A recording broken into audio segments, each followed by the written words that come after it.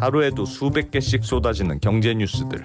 복잡하고 재미없고 깊이가 없어서 실망하셨습니까? 복잡한 건 쉽게, 쉬운 건 재밌게, 재밌는 건 깊게 전해드립니다. 언더스탠딩. 유튜브에서 언더스탠딩을 검색하세요.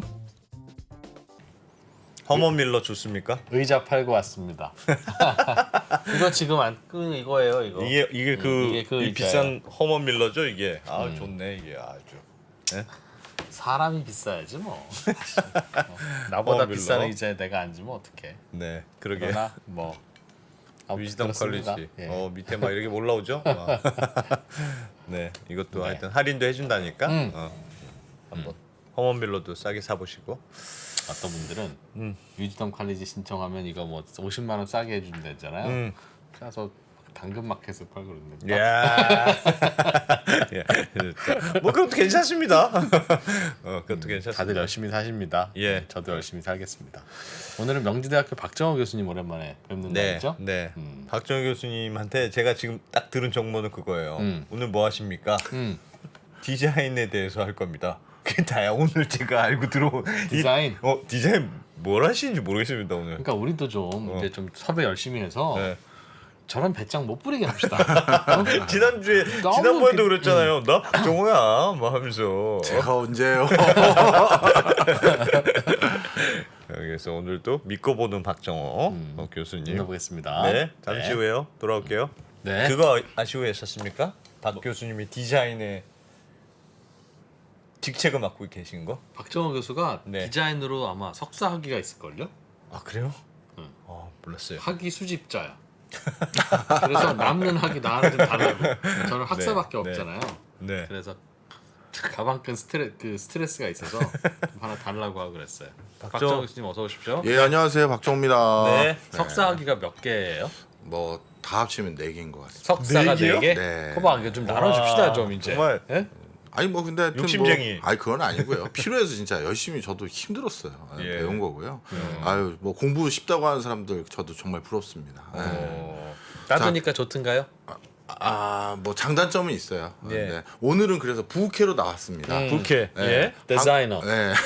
한국 디자인 단체 총연합회 부회장이라는 직함으로 나왔고요. 예. 오늘 사실 증시도 뒤숭숭하고 예. 뭐 부동산도 뒤숭숭하고 뭐 사실 요즘 꿀꿀한 상황에서 예. 완전히 조금 이럴 때는 멀리 떨어져서 좀 다시 한번 판을 볼 필요가 있잖아요. 단순히 또 경제 상황에 대한 판을 보는 것도 있지만 투자라는 것도 결국 나 자신을 위한 거고 가족을 위한 거라서 네. 나 자신에 대해서 좀 돌아볼 수 있는 시간과 또 기업들의 어떤 부가가치 창출에 판단에 도움되는 너무 거창하다. 하여튼 그런 얘기들 좀 해드리려고 왔습니다. 네. 네. 좋습니다. 디자인. 자 그러면 레슨을 시작해 볼까요? 예. 네. 오늘 첫 번째로 말씀드릴 게 이제 예. 디자인에 대해서 우리가 가지고 있는 많은 선입견들을 먼저 깨면서 시작을 좀 드리려고 합니다. 네. 많은 분들이 우리나라가 부가가치를 창출하고 또는 또 우리 어떤 기업이 부가가치를 창출하는 데 있어서 예. 온전히 어디에만 포커싱을 하냐 하면 다 R&D 네. 기술 개발에만 포커스를 하세요. 그런데 실질적으로 우리보다 조금 더 뭐라 그럴까요? 뭐 국가적 네임밸류가 높은 나라에서는 R&D보다도 디자인에 대해서 훨씬 더 많은 투자를 하는 기업들이 많아요. 네. 네. 그래서 제가 슬라이드에 한번 적어 왔는데요. 예. 우리가 R&D하고 그러니까 순수 기술 투자하고 그다음에 예. 디자인 투자에 대해서 두 개 좀 비교를 해보려고 하면요. 먼저 부가가치 창출 측면에서는 일반 R&D 대비 디자인에 투자했었을 때 3배 정도 높은 효과를 발휘해요.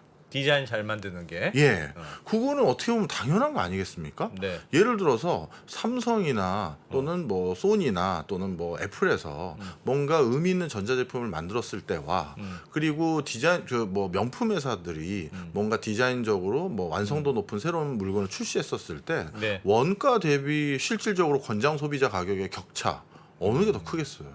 그렇죠. 예, 이거는 뭐 디자인이에요. 삼성전자도 네. 같은 휴대폰도 디자인 예쁘게 나오면 잘 팔리니까 부가가치가 높겠죠. 그렇죠. 그래서 이제 R&D 대비 디자인이 이렇게 부가가치 측면에서 한 3배 정도 더 높은 효과를 발휘하고요. 저희 네. 부모님도 저 만드실 때 오로지 디자인에만 신경 썼다. 미안하다. 그렇게 말씀하고 하셨습니다. 네. 네. 그다음에 네. 투자 대비 매출 증대 효과인데요. 일반 R&D는 한 5배, 디자인은 14.4배 정도 생겨요. 예. 그거에 대해서는 이 평가에 대해서는 여러 가지가 있는데요. 일반 R&D는 사실 여러 가지 R&D 버전을 투자하고 나서 예. 실질적으로 가장 빠르게 결과값이 나온다든가 가장 내구성이 좋다든가 뭐 이런 것들을 바탕으로 한 것만 최종 성과물로 잡히는데 네. 디자인에 투자했었을 땐 A 디자인, B 디자인, C 디자인이 전부 다 다른 가치를 소구할 수 있잖아요. 네. 그러다 보니까 디자인 같은 경우 일반 R&D에 비해서 무려 이렇게 거의 3배 가까운 매출 증대 효과가 있어요. 네. 그 다음에 제일 중요한 게 오늘 사실 이 얘기를 더 중점적으로 하려고 하는데 네. 바로 이제 고용 창출 효과예요. 음. 제가 예전에 이제 정부기관에서 일을 했었을 때 예. 정말 안타깝게 결국 숙제를 못 풀고 나온 게 있어요. 네. 이거는 솔직히 아직까지도 못 풀었어요. 뭐냐면 두 분이 중소기업 사장님이세요. 예. 근데 두 분이 제가 그 당시에는 정부기관 쪽에 일을 했었으니까 예. 저희 회사에게 R&D 자금을 주십시오 하면서 뭔가 신청서를 두툼하게 작성해서 신청하잖아요. 예. 그러면 저희는 이제 중소기업 지원 뭐 여러 가지 예산들을 가지고 그런 걸 지원하는데 네.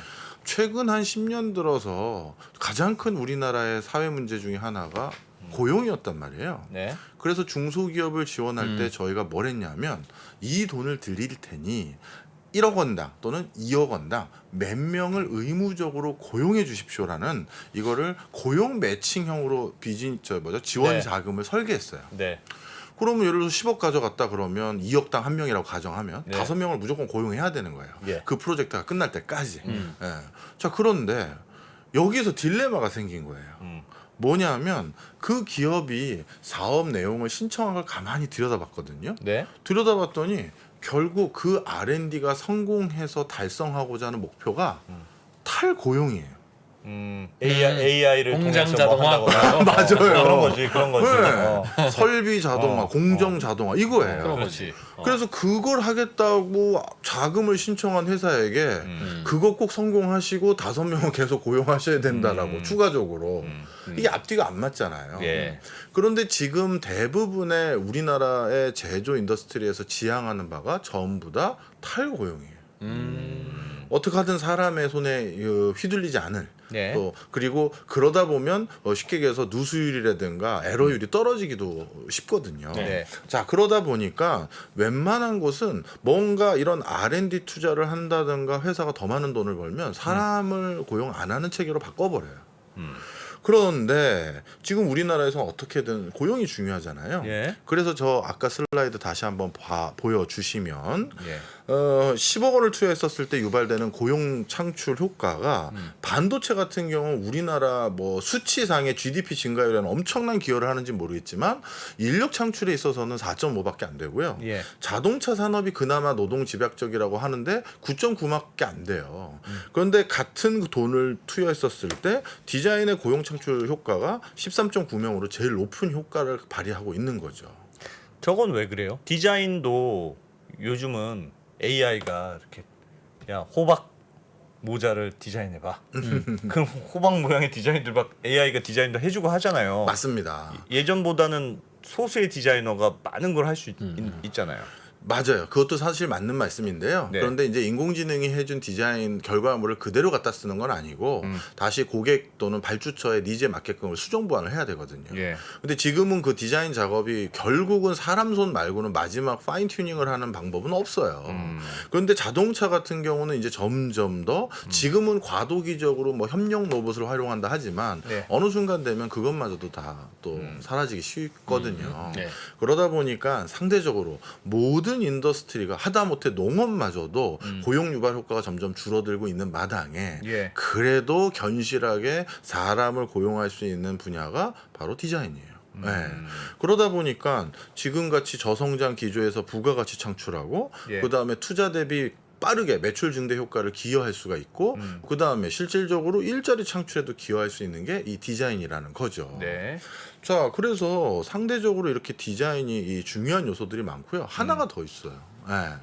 네. 두 분은 한 60세 넘어서 한 70 가까웠을 때는 뭐 하실 겁니까? 시청자. 시청자. 시청자. 네. 미국. 미국에 사는 시청자. 미국에 사는 3프로 TV 악플러.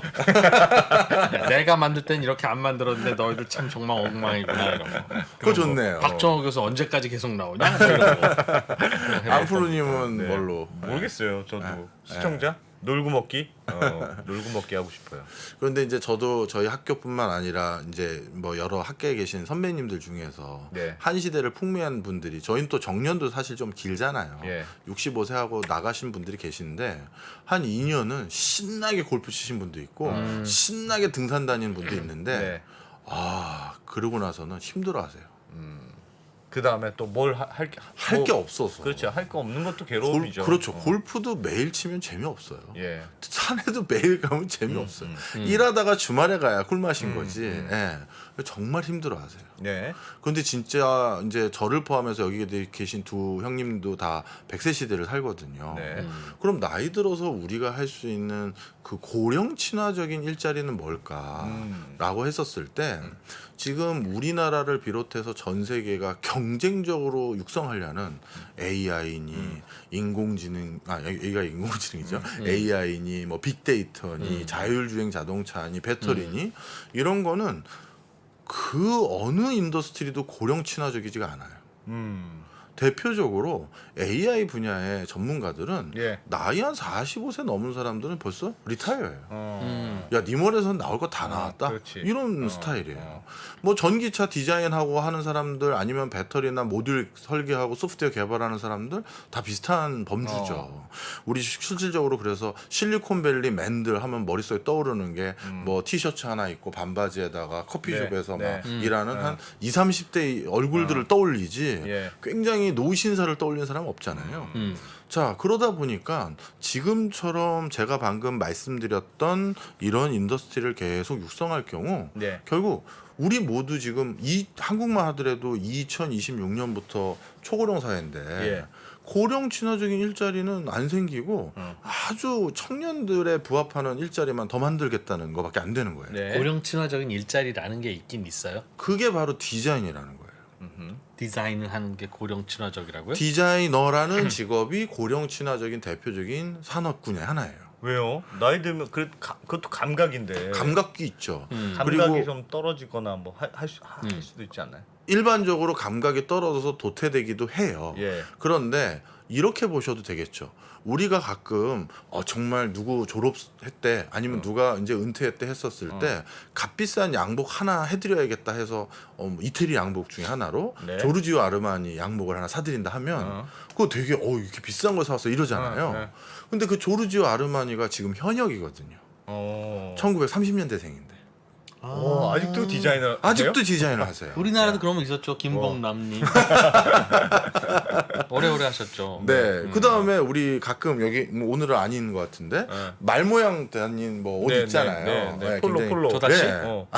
그 조다씨 말고요. 폴로. 그 랄프 로렌 네. 그 디자이너 이름이잖아요. 네. 그분 또 역시 1930년대생인가 20년대생인데 아직도 현역이세요. 그리고 어느 뭐랄까요 로드쇼에서 예. 오늘 저 디자이너로 랄프 로렌이 직접 오신다 하면 다들 우와 하지. 아유 그분이 왜 와 이런 건 아니란 말이에요. 자 그런데 ICT 분야는 오히려 정반대인 거죠. 예. ICT 분야의 사람들 중에서 1930년대생이 현역으로 활동한 사람 있나요? ICT요? 예. 그러니까 디자인은 돈을 못 번다는 뜻이고 ICT는 금방 은퇴가 가능하다는 뜻이 아닐까요? 디자이너는 70, 80까지 일해야 되고 글쎄 조르지오 아르마니 재산이 과연 얼마일까요? 하기 어려운 할 수 있는 네. 직업이긴 해. 그리고 디자인이. 랄프 로렌도 마찬가지. 네. 네. 그리고 디자인이라는 거는 모든 사람이 그런 건 아닌데 적어도 트랙을 잘 타고 자신이 자기 관리를 잘한 사람들은 나이가 쌓임에 따라서 자신의 업력을 고스란히 부가가치로 인정받을 수 있는 인더스트리예요. 디자인은 그분이 어디에서 출품하셨고 어떤 작품도 했었고 예전에 뭐도 하셨고 이게 하나씩 쌓이는 거거든요. 히스토리가 생기는 그렇죠. 거군요. 예. 그런데 ICT 같은 경우는 나 싸이월드 만들었던 사람이야 그러면 지금 앱하고 싸이월드 웹 시절의 언어 체계도 다르잖아요. 이렇게 끝나버리는 거예요. 그냥 단절적인 거죠. 예. 그러다 보니 이렇게 고령 친화적이라는 것은 네. 나이가 하나씩 들어감에 따라서 예. 쉽게 얘기해서 하나하나 더 이렇게 뭔가 뭔가 자신의 그 힘을 발휘할 수 있는 게 예. 적어도 극소수의 사람이라도 그런 여지가 있어야 되거든요. 그리고 그게 극소수라는 것도 실제 인더스트리 상황을 모르시는 분들의 착각인데요. 예. 조르지오 아르마니 브랜드, 랄프 로렌 브랜드가 전부 랄프 로렌 디자인 할까요? 아닌 거 같아요. 아니겠죠. 그 옷이 랄프 로렌 거니까 그냥 회장님이 하나 하셨다는데 팔아야 된다 어떡하냐? 그게 파는 거 아닐까요? 그 랄프 로렌 디자인 회사에 수많은 디자이너들이 있는데 네. 어떻게 보면 랄프 로렌이라는 부가가치 창출에 성공한 디자이너가 그 사람들의 고용을 담보하고 있는 거죠. 그러다 보니까 이게 ICT하고 좀 차이가 이렇게 있다라는 거예요. 자, 그 다음에 또 한 가지가 더 있는데 네. 지금 이제 점점 코로나19 끝나고 나서 이제 본격적으로 여기까지가 이제 지루한 얘기고 이제 재밌는 네. 그림도 제가 왕창 보여드릴 좋아요. 겁니다. 네. 네. 코로나19 끝나고 나서 그 기술, 그러니까 하이테크 기술 분야에는 많은 돈이 들어갔어요. 예. 뭐 이 민간 우주 항공이라든가 뭐 바이오라든가 예. 뭐 반도체라든가 엄청난 자금들이 들어갔는데 그러면 우리 코스닥에 있는 모든 회사들이 다 메타버스, 바이오 뭐 그다음에 또 인공지능 할 수는 없잖아요. 예. 그럼 코스닥 기업들은 도대체 뭘로 부가가치를 창출하느냐라고 했었을 때 대부분의 저기술 관련된 산업군에 종사하는 회사들이 부가가치를 지속적으로 창출하는 방법은 디자인이에요. 네. 다시 화면 좀 한번 보여주시면 요즘 우리 코스닥은 항상 우리를 배신해 이런 생각들 많이 하시잖아요. 네. 그런데 우리 코스닥에 상대적으로 많이 편제되어 있는 섬유, 의류, 식음료, 가구, 그 다음에 기초 뭐 이런 종이라든가 이런 재질류라든가 이런 것들이 전 세계적으로 높은 부가가치를 창출하고 있는 회사들은 전부 다 디자인을 통해서 그 부가가치를 창출하는 것이지. 예. 이건 뭐 R&D를 하는 파트가 아니거든요. 그러다 보니까 우리가 디자인 쪽에서 많은 역량을 발휘할 수 있는 회사들을 발굴하는 게 예. 또 그리고 그런 트랙을 만들고 그런 이해를 도모하는 게 코스닥에 대한 전반적인 하방 경직성을 만들 수 있는 중요한 요소가 된다는 거예요. 예. 자, 그래서 디자인이 일단 기술과 달리 이런 남다른 효용이 있다라는 걸 아마 어느 정도 이제 이해를 하셨을 것 같아요. 예. 자, 그럼 이제 본격적으로 그러면 제품 이쁘게 만들고 예. 브랜드 가치 좀 제고하고 이런 게 디자인이냐? 예. 이제 여기서부터 제가 좀 오늘 완벽한 격파를 해드리려고 온 거예요. 네. 디자인은요 심미적 보조 수단으로 치부하는 것은 디자인을 100이라고 했었을 때 그 중에 디자인을 5, 뭐 10도 안 활용하는 수준밖에 안 돼요. 예쁘게 만드는 게 아니다. 그렇죠. 디자인을 단순히 예쁘게 만드는 어떤 보조적인 수단으로 생각하는 건 벌써 3, 40년 전이나 했었던 일이고요. 이제는 디자인을 뭐로 해석하냐 하면 보편적인 문제 해결의 수단으로 판단을 해요. 여기서 말하는 문제 해결이라는 건 네. 기업 현장에서 당면하고 있는 문제를 해결할 때 기술력으로 해결할 수도 있지만 네. 디자인으로도 해결할 수가 있고 또 사회 문제를 해결하는 거 대표적으로 빈부격차라든가 예. 환경 문제라든가 또 뭐가 있을까요? 하여튼 뭐 이런 지역 간의 갈등 네. 이런 것들에 대한 여러 사회 문제를 해결할 때도 이제 디자인을 활용해요. 그래서 오늘은 제가 바로 그 디자인을 활용한 대표적인 몇 가지 성과들을 보여드리면서 예. 좀 이제 디자인에 대해서 우리가 좀 달리 이해하고 그리고 여긴 3%니까 저처럼 뭐 학술 세미나 오늘 디자인 산업에 이해를 하는 게 아니니까 예. 디자인 역량이 높은 회사에도 투자하셔도 큰 효과 있다. 이 얘기 좀 드리려고 합니다. 네. 자, 그러면 먼저 하나씩 좀 황당무계한 얘기를 이제 시작을 해봐 드릴게요. 먼저 병을 디자인을 고치다? 통해서 병도 고칩니다. 진짜 병? 사람 병? 네. 디지즈? 디자인. 정확히 말하면 고친다는 표현은 좀 과장된 것 같고 예방을 한다 뭐 예, 이렇게 될 수가 예. 있는데요. 예. 미국 같은 경우는 매년 9만 명 정도가 예. 전체 입원 환자 한 3에서 5% 정도 되는데 네. 이걸로 사망을 하고요. 그 다음에 한국도 한 15,000명 정도 되는 숫자가 전체 입원 환자의 5에서 10% 정도 되는데 이걸로 사망을 하세요. 그 다음에 네. 영국도 매년 한 5,000명 정도 총 입원 환자의 한 9% 되는 숫자가 이 질환으로 사망을 하는데 네. 이 질환이 뭘 것 같으세요? 입원했다가 네. 우리 4대 중증 질환 하면 뭐 암, 뇌졸중 뭐 이런 거 꼽는 거 예, 있잖아요. 예, 예. 그거 못지않게 지금 사망률이 높은 거거든요. 매년 9만 명, 한국은 15,000명. 감기, 모르겠어요. 폐렴, 오! 거의 비슷하셨습니다. 폐혈증.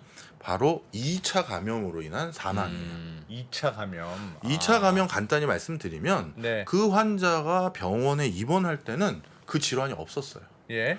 그런데 병원에 와서 그 질환이 생긴 거예요. 예. 그래서 돌아가시면 그게 2차 감염으로 인한 사망인데 예. 우리 방금 이진우 기자님께서 말씀하신 것처럼 갑자기 암으로 병원에 입원하셔서 항암 치료를 받거나 수술 받고 치유하고 계셨는데 네. 갑자기 돌아가실 땐 대부분 폐렴으로 맞아요. 돌아가시고 그렇게 이런 거 돌아가시는 있잖아요. 분 많죠. 맞아요. 어. 그게 면역 체계가 약해지면서 원래 없었던 폐 관련한 질환이 네, 생기면서 그걸로 돌아가신 거거든요. 1차적인 질환인 암으로는 사실 2, 3년 더 사실 수 있었는데 네. 바로 다른 감염으로 돌아가신 대표적으로 폐렴이죠. 예. 네, 그런 게 바로 여기에 해당됩니다. 어허. 자, 그런데 이게 전 세계적으로 상당히 많은 사회적인 문제가 될 정도의 숫자들로 이제 사망이 되고 있잖아요. 네. 그래서 각 국가에서 이 2차 감염으로 인한 사망자를 막기 위한 정말 저희 같은 이코노미스트나 정책 설계하는 사람들에게 제도 설계로 저걸 막으려고 시도를 많이 해봤었어요. 예. 그런데 다 실패했어요. 일단 병원에서 2차 감염으로 인한 사망을 막으려고 하면 제일 손쉬운 방법은 병원에서 사람들이 뭐 이런 위해한 균에 덜 감염되도록 병원을 깨끗하게 만들면 되잖아요. 그렇죠. 그런데 실질적으로 병원을 깨끗하게 만드는 데는 엄청난 코스트가 들어가죠. 예를 들어서 여기 계신 분들이나 제가 뭐 지금 갑자기 배가 복통이 심해서 예. 저기 병원 응급실에 갔다. 그러면 응급실에 뭐 워낙 북새통일 테니까 예. 저기 잠깐 휠체어에 앉아 계세요 그러잖아요. 네. 예. 근데 그 휠체어 엄밀히 말하면 누군가가 쓰고 나서 다른 사람이 쓰기 전에 그거 다 소독해야 되죠. 네. 그렇죠. 그 전에 누군가가 교통사고로 땅바닥에 뒹굴뒹굴 아, 구르다가 그렇지, 거기에 그렇지. 앉아 있었다가 갔을 수도 있는데 그런데 보면 그거 수많은 사람들이 계속 쓰는데 바로바로 소독 못 해요. 네. 그리고 병원에서 쓰는 5만 가지 공동 사용 기구들, 링거 끌고 가는 카트 같은 거, 이거 손잡이만 해도 이게 뭐 몇 명이 만족겠습니까? 네. 네. 그런데 그거를 한 사람이 쓰고 나서 그 다음 사람이 그걸 쓸 때 그 찰나적인 순간에 병원의 뭐 위생관리사 같은 사람이 소독약으로 딱 닦고 이거 하려면 병원에 위생관리사를 몇 명이나 둬야겠어요. 그러겠죠. 만약에 그걸 그 수준까지 두려고 한다면 우리나라 의료보험 수가가 지금의 한 2배, 3배 될지도 몰라요. 예. 그러니 이거는 2차 감염은 막는데 성공할지 모르겠지만 그 나라 국민들의 의료 부담비를 늘리기 때문에 네. 이건 누구도 좋아하는 해법의 모델이 아닌 거죠. 예. 네. 그러면 이렇게 생각할 수도 있죠. 그러면 사람을 늘리지 말고 그 사람이 소독하는 소독약을 스트롱한 걸 해서 한 번 닦으면 뭐 한 달 동안 아무 병균이 안 생기게 하자. 그렇게 됐을 때는 어떤 문제가 또 생기겠어요. 우리 몸에 있는 건강한 세포들도 위해를 받을 수 있잖아요. 예. 그렇게 강력한 걸 쓰면. 그 소독약이 호흡기로 들어간다든가. 그렇죠. 네. 그렇기 때문에 인원수는 그대로 둔 대신 강력한 소독약을 쓰자라는 것도 이게 올바른 해결책이 아니에요. 네.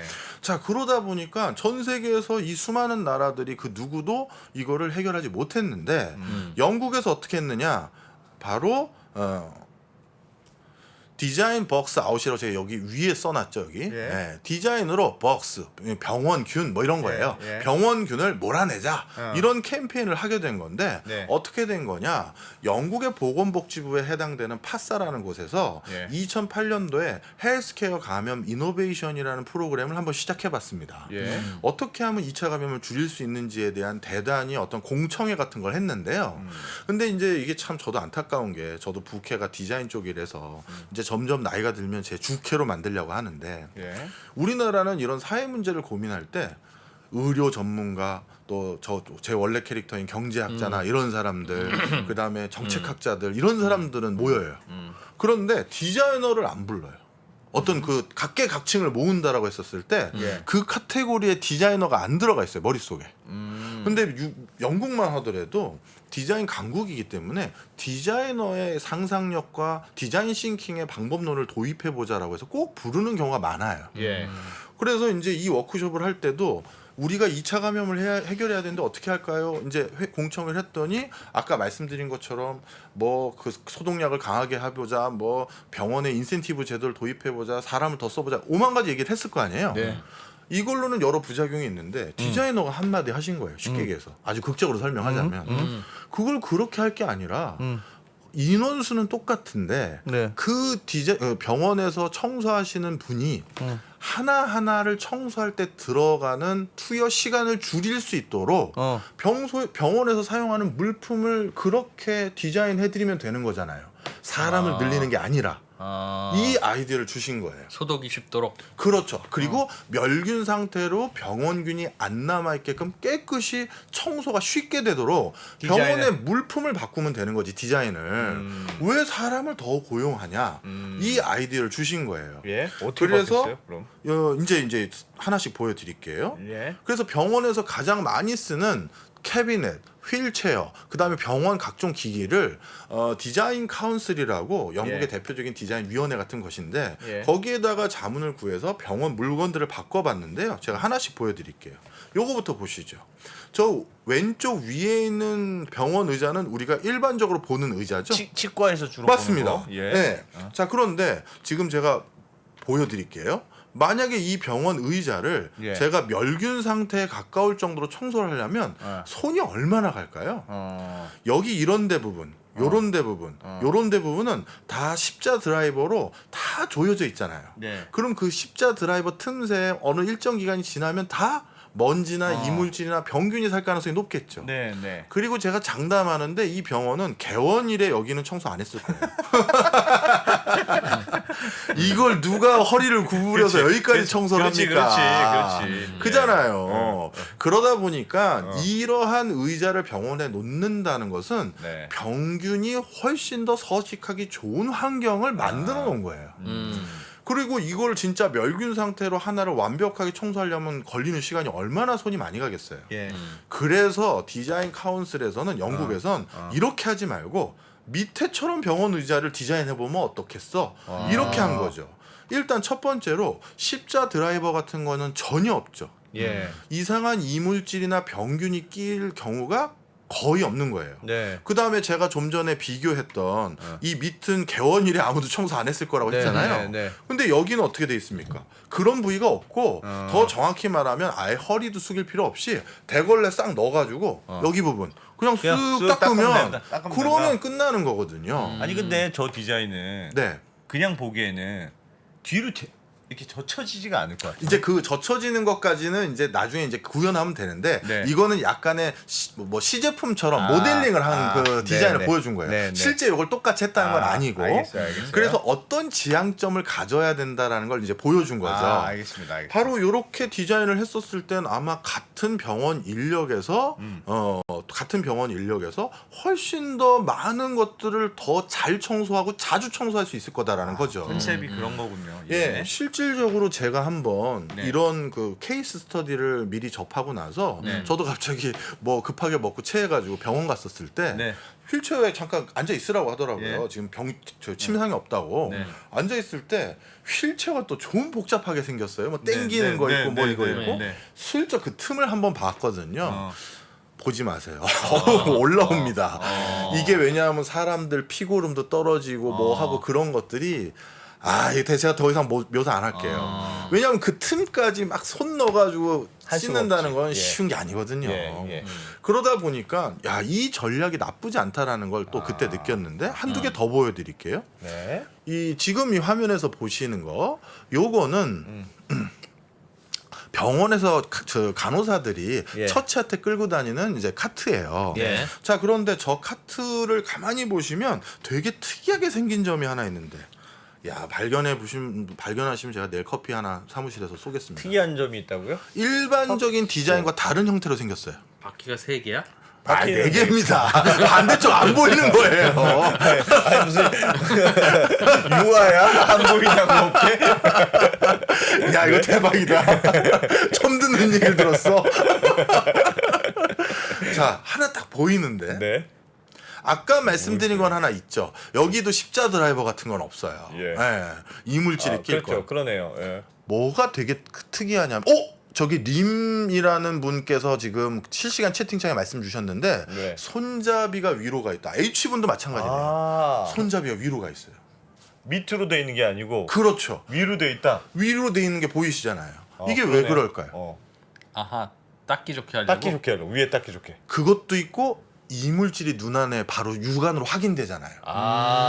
예를 들어서 제가 이진우 환자를 처치하다가 네. 저도 모르게 손끝에 이물질이 묻었어요. 네. 그리고 그것도 모르고 손잡이를 이렇게 밑으로 열고 하면 그 이물질이 손잡이 밑에 계속 있을 거 아니에요. 그렇죠. 네. 그렇죠. 그런데 안 보이니까 내가 그걸 못 닦잖아요. 그런데 손잡이를 저렇게 위 방향으로 하면 이진우 환자 처치할 때 이거 묻었네? 하면서 네. 소독솜을 닦을 수가 있잖아요. 그렇죠. 그러니까 오염의 가능성이 높은 것들은 육안으로 더 손쉽게 확인할 수 있도록 구조를 바꾸자는 거예요. 바로 그렇게 하면 또 병원에서 또 2차 감염에 대한 사고율이 떨어지겠죠. 네, 바로 이런 것들이 거기에 해당되고, 그 밖에 하나 더 보여드리면 이것도 병원에서 만드는 여러 기기들을 예. 이런 식으로 디자인하자라고 또 컨셉을 잡은 건데, 네. 쉽게 말하면 이게 그냥 어떻게 보면 우리 수납함 같은 거잖아요. 예. 그런데 우리도 여기 지금 책상도 있고 허먼 밀러, 저도 좋아하는 의자인데 비싸서 못 샀지만 이런 거는 멸균 상태로 청소하기 쉽지가 않잖아요. 예. 그런데 지금 화면에 새로 띄운 이 기기를 보면 멸균 상태로 청소하기 제일 쉬운 게 십자 드라이버로 다 조였다 풀었다 하는 게 아니라 똑딱이처럼 다 띄어가지고 그냥 분리가 돼. 그런 다음에 소독 물통에다 풍덩 당겼다 빼면 이거마다 더 멸균이 어디 있어요. 그렇죠. 그렇죠. 바로 그래서 좀 전에 말씀드렸던 디자인을 통해서 병을 고치거나 병을 예방하거나 네. 의료보험 수가도 줄이고 사회 문제를 해결한다라는 게 바로 이런 전략인 거예요. 좀 감이 오시죠? 예. 그러네요. 네. 자, 그래서 이런 식으로 하는 거다. 네. 그런 것들이 이제 통상적으로 있고요. 기업 현장에서도 그래서 디자인을 굉장히 많이 활용하는데 네. 지금 화면에서 보이는 이 신용카드 명세서도 한번 보시면 예. 우리나라를 대표하는 모 카드회사 신용카드 명세서예요. 예. 누구 거예요? 누구 건지 모르겠어요. 1,700만 원을 써서 법하겠죠 뭐. 네, 진짜 어마어마하게 썼구나. 네, 예. 법하겠죠 뭐. 네. 자, 그래서 예. 이거를 딱 보시면 이용 한도 180만 원인데 어떤 거요? 이용 한도가 180만 이용 원인데 한도가 180만 원. 그러게요. 뭐 이거 뭐. 어떻게 이런 일이? 네. 자, 그래서 이거는 어떻게 된 거냐? 여기에서도 또 한 가지 특이한 그 디자인이 하나 있어요. 뭐냐 하면 이거 제가 그 개인 정보가 있어서 좀 지워놓으라고 편집이 된 거네요. 네. 지금 보니까. 자, 이게 뭐가 좀 차이가 있냐면 좀 특이한 형태의 디자인이 안 보이십니까? 저 명세서 디자인이요? 네, 이 명세서에서. 명세서 디자인의 특이한 점이요? 네. 결제 금액 안내. 모르겠는데요. 뭐냐면 금액을 안 내면 안 되지. 뭐가 자. 특이한 건지 모르겠는데. 최종 이번 달 결제 금액을 알려주는 폰트가 너무 비대하게 크잖아요. 네. 네, 이게 바로 디자인 혁신이에요. 이게 무슨 디자인 혁신이에요? 제가 그 편견을 깨기 위해서 이걸 일부러 가져온 거예요. 네. 많은 분들이 디자인 그러면 예. 뭔가 디자인을 전문적으로 배워야지만 예.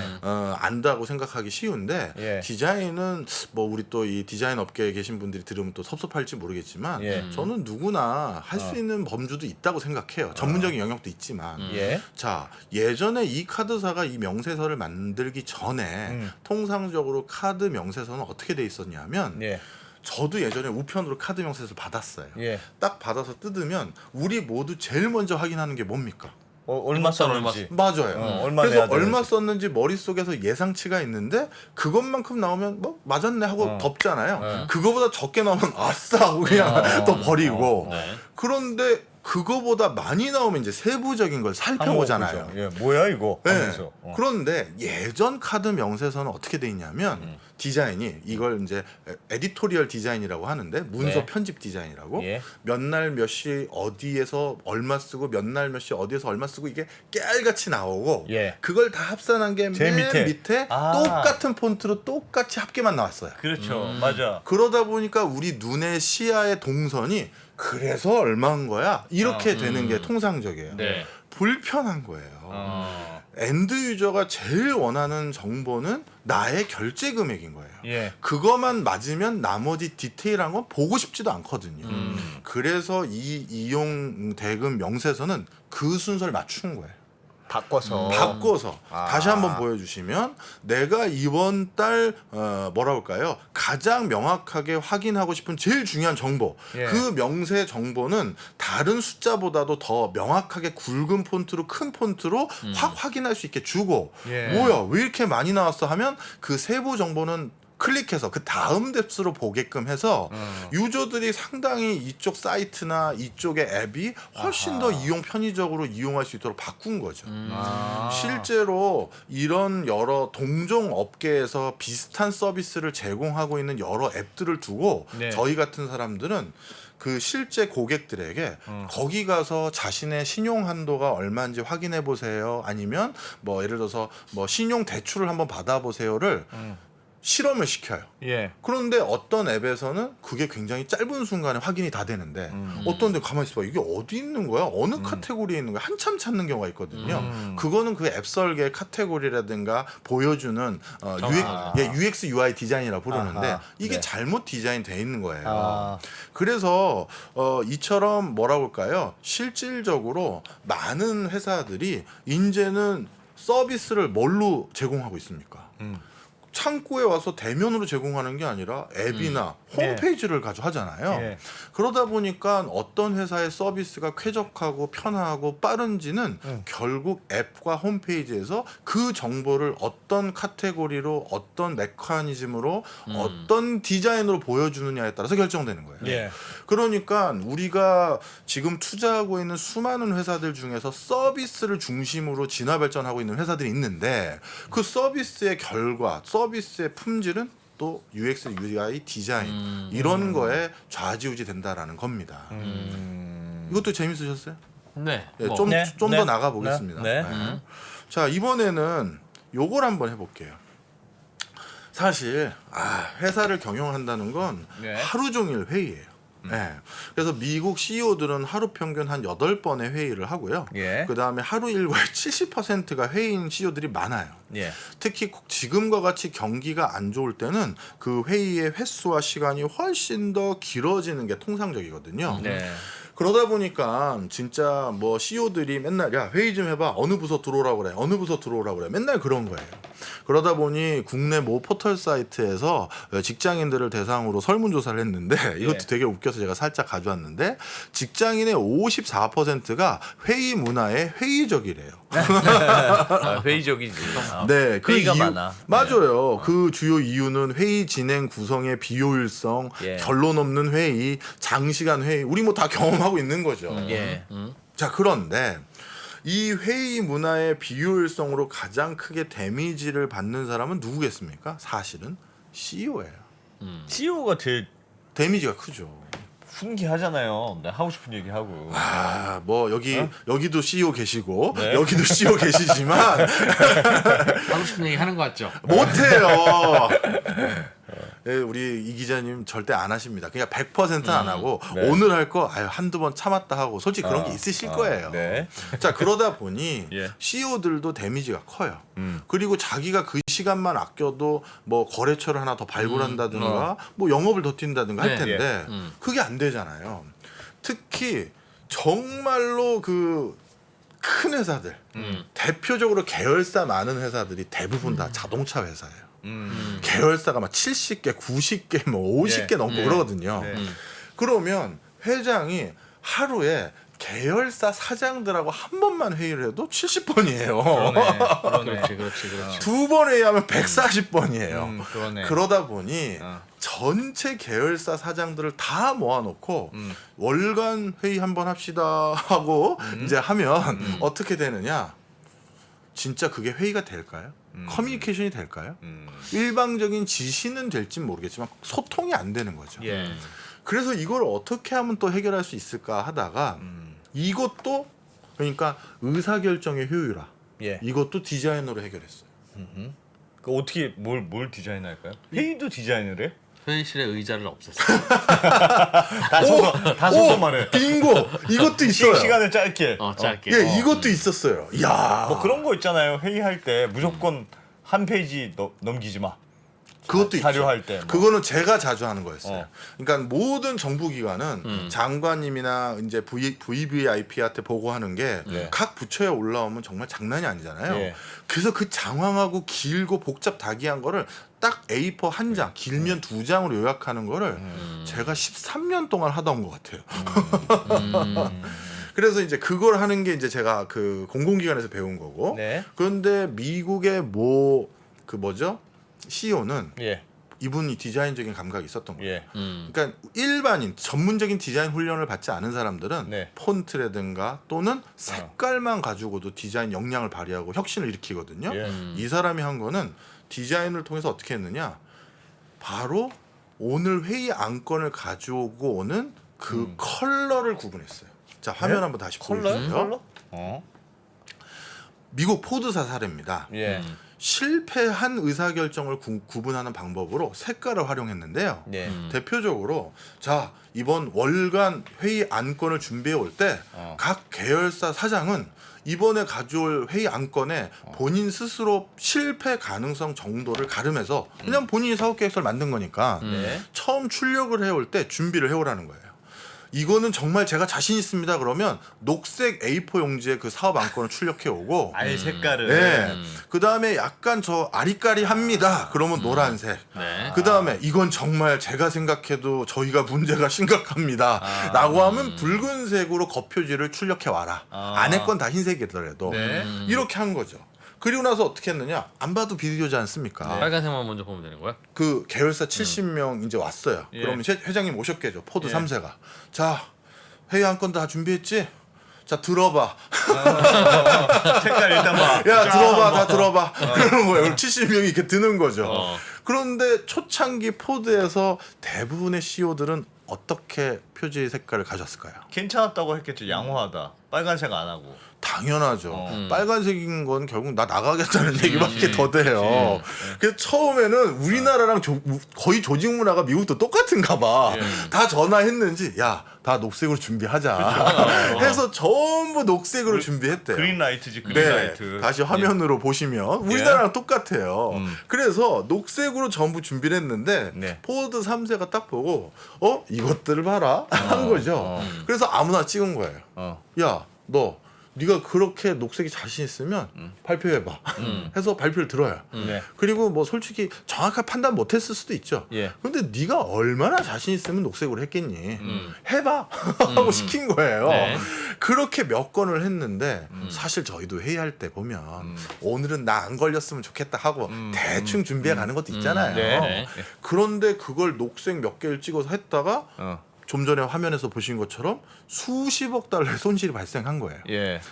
그리고 났더니 이제 전체 이 회의를 하는 회의 문화가 바뀌어 버린 거죠. 이제 회의의 안건을 다시 화면 한번 보여주시면 예. 회의 안건을 준비해 올 때 사실 정말 이제 신중하게 준비를 해올 수밖에 없고 그래서 녹색 보고서를 들고 올 때마다 내부에서 검토를 2번, 3번씩 해서 확실히 따져서 가져오고요. 예. 그리고 정말 심각한 문제일 때는 역시 미국도 빨간색을 들고 오는 건 난 나가겠다는 소린가 봐요. 노란색이 간간히 나올 정도까지. 아. 그러다 보니까 회의가 굉장히 인텐시브하게 이제 진행이 될 수 있었던 거죠. 노란색만 보면 되니까. 네, 노란색만 보거나 녹색으로 가져올 때도 생각해보고 준비해가지고 가져오니 그냥 썰 풀고 그냥 그 즉흥적으로 우리 대답하는 거 있잖아요, 회의 때. 저거는 디자인의 문제가 아니고 그냥 혼내서 그런 거 아닐까요? 그런데 이제 중요한 건 네. 누구가 잘된 준비를 해왔고 누구가 잘못된 준비를 해왔는지를 많은 시간을 들여서 확인하는 것이 아니라 단순히 컬러 디자인 하나만 가지고 확인할 수 있게끔 메커니즘을 만들었다는 거죠. 메커니즘으로 예. 시간을 단축시키는. 맞습니다. 그럴 수 있겠네요. 그래서 좀 전에 말씀드렸던 것처럼 네. 디자인을 통해서 조직의 의사결정을 훨씬 더 효율화하는 경우도 많아요. 미국, 중국, 러시아 이런 나라들의 움직임에 대해서 관심이 어느 정도 생겼는데 거기에서 우리는 과연 뭘까? 우리는 체스판의 말이 아니다라는 생각을 좀 해보면 좋겠어요. 어떻게 생각하세요? 우리 편 누굴까를 좀 더 고민할 수 있지 않을까 싶어요. 뒤집어 질문을 해보면 그러면 아시아에는 우리 친구가 있을까요? 제가 지구본 연구소 진행하면서 사실은 되게 마음에 걸리는 이만한 짐이 하나 있어요. 우리 옆에 있는 동남아를 내가 모른다. 우리가 처해 있는 아시아라는 지역을 자꾸 방관하고 유럽이나 미국의 어떤 시각에 맞춰가지고 그런 이제 개별적인 지식 이런 것들이 묶여가지고 큰 흐름들을 만들어내는 이야기, 그런 경험.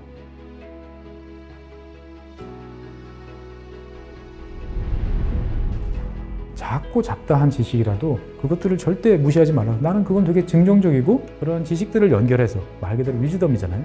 정말 현명해지고 뭔가 남들하고는 좀 차별화된 그러한 관점 그리고 그러한 비전